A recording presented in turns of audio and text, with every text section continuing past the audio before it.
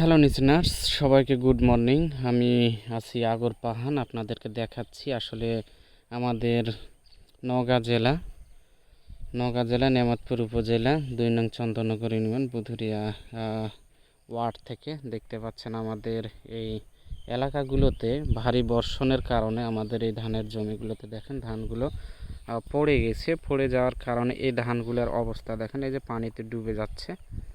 তো ব্যাপক পানি হওয়ার কারণে এই সময় আসলে পানি হওয়ার দরকার ছিল না, কিন্তু আসলে উপরওয়ালার হাত, আসলে কেউ সেটা ঠেকাতে পারে না।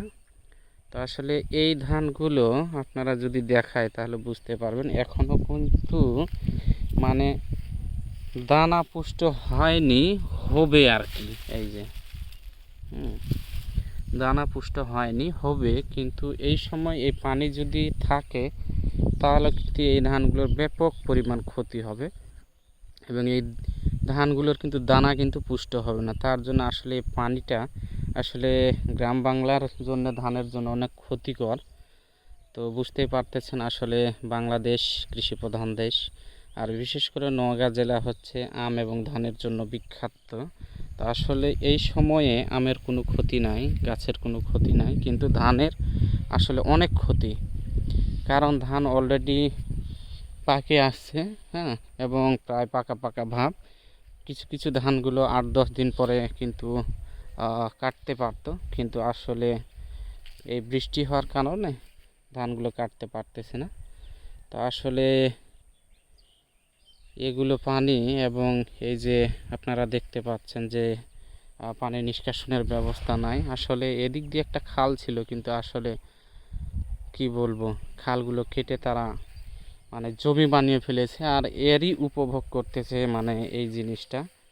তো আসলে উপরওয়ালার কাছে কারো হাত নাই, যেটা যে সময় দেওয়া দরকার তিনি সে সময় সেটা দিয়েছেন। হ্যাঁ, এই যে দেখেন ধানগুলার কি অবস্থা।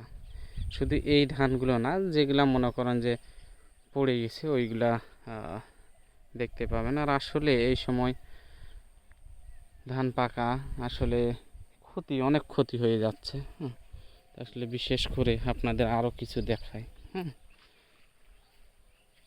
আপনারা দেখতে পারবেন এই যে এই রকম অবস্থা হয়ে আছে, ঠিক আছে। তো গাইস, আসলে ধানের জন্য বিশেষ করে পানিটা হওয়া দরকার ছিল না, কিন্তু আসলে উপরওয়ালার উপরে আর কারো হাত নাই। হ্যাঁ, এই যে কি একটা অবস্থা হয়ে রয়েছে।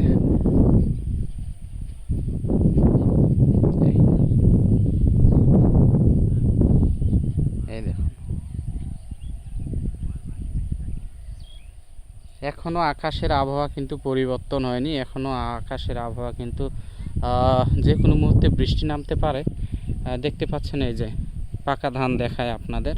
হ্যাঁ, এই যে এই ধানগুলো কিন্তু কাটার উপযোগী হয়ে আসছে, কিন্তু পানির কারণে কাটতে পারেনি। দেখেন এই যে, এই দেখেন, এই